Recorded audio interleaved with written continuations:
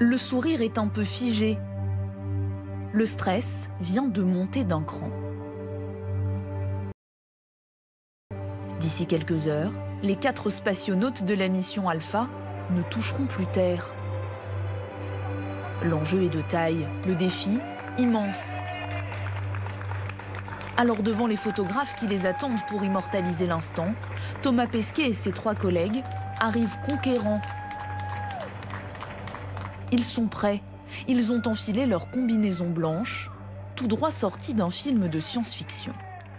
C'est relooké, c'est redesigné, c'est dans l'air du temps. Hein. Designé par un costumier d'Hollywood, d'ailleurs. Par le designer star d'Hollywood, José Fernandez, qui a dessiné les costumes de Batman, d'Iron Man, de quasiment tous les X-Men, Wolverine, tout ce que vous voulez. Tout a été pensé au millimètre. La mise en scène est parfaite.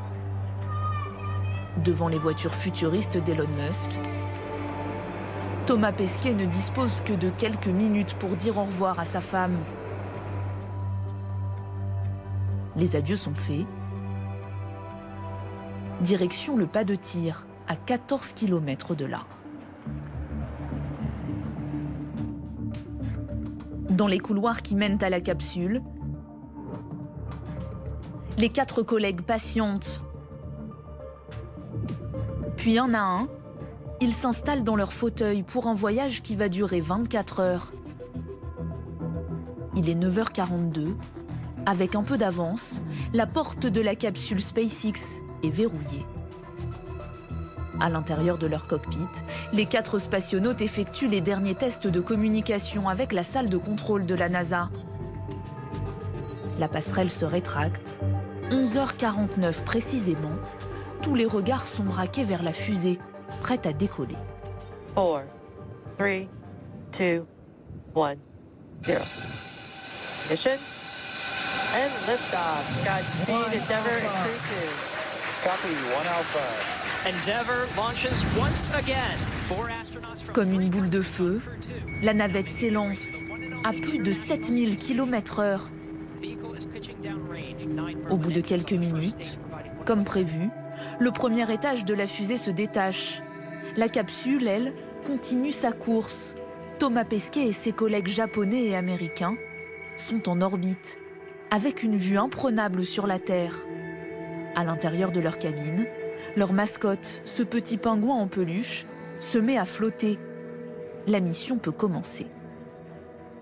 Thank you very much. We're great. It's glad to be back in space for all of us, and we'll send our regards to Crew 1 when we get there. Thanks.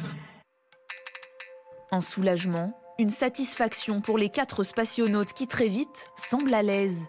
Comme à son habitude, Thomas Pesquet, en apesanteur et en bon communicant, commence à partager son voyage. À peine le décollage passé, il s'improvise commandant de bord. I'm Thomas, Mission Special Hub, your tour guide today in the Crew Dragon Endeavour capsule. Thanks for flying with us. Welcome on board. Un moyen de garder un lien permanent avec la Terre, même une fois qu'il sera arrivé au sein de la Station Spatiale Internationale, un endroit que le Français connaît bien puisqu'il y a 5 ans, il y avait déjà passé 6 mois. Alors forcément, à quelques jours du départ, il se préparait déjà à dresser la liste des différences entre ces 2 missions. Le deuxième séjour, il est plus difficile que le premier. Physiquement, peut-être pas, parce que j'ai l'impression d'être dans la meilleure forme de ma vie en ce moment, même si je suis un peu plus vieux, évidemment quelques années en plus que la dernière fois. Mais par contre, mentalement, oui, c'est plus difficile. C'est plus difficile parce que on sait à quoi on s'expose. En fait, la première fois, on part à l'aventure. On sait que ça va être difficile parce qu'on vous l'a dit, parce qu'on l'imagine, parce qu'on est capable de le comprendre. Mais la deuxième fois, on sait exactement à quoi on s'expose. Hein. Quand on a déjà couru un marathon, on sait que ça va faire mal. Là, c'est exactement la même chose. Pendant 6 mois, avec ses acolytes, ils vont vivre ensemble dans leur bulle, prendre un peu de hauteur en pleine période de pandémie. Tous les 4 ont d'ailleurs été vaccinés car dans l'ISS, pas question de parler de Covid ou de gestes barrières.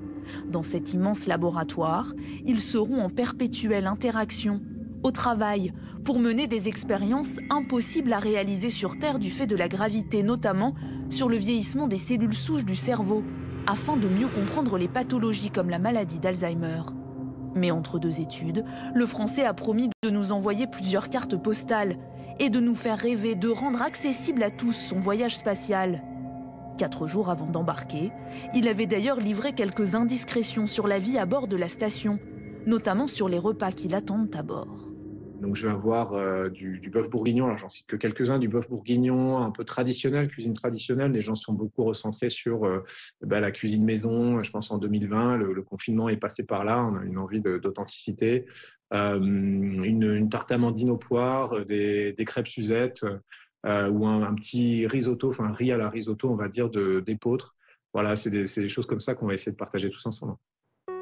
Des repas gastronomiques, certains, concoctés par des chefs étoilés qui ont été mis en boîte et qui sont réservés aux grands événements uniquement, les anniversaires ou encore la prise de fonction de Thomas Pesquet en tant que chef de bord. Pour la première fois, le spationaute va prendre les commandes de la Station spatiale internationale, 1 mois à la fin de la mission. Il y a toujours une hiérarchie. Dans la fin de ma mission, ce sera à moi de prendre ces responsabilités-là. Effectivement, c'est jamais arrivé avant pour un Français, donc ça veut dire que la place de la France, je pense maintenant, est reconnue dans l'exploration spatiale. Si on avait des situations d'urgence, et là, il va vraiment falloir prendre des décisions et ce sera à moi de le faire. Des étoiles de capitaine, mais aussi des étoiles plein les yeux. À 43 ans, le chouchou des Français va donc passer 197 jours dans l'espace.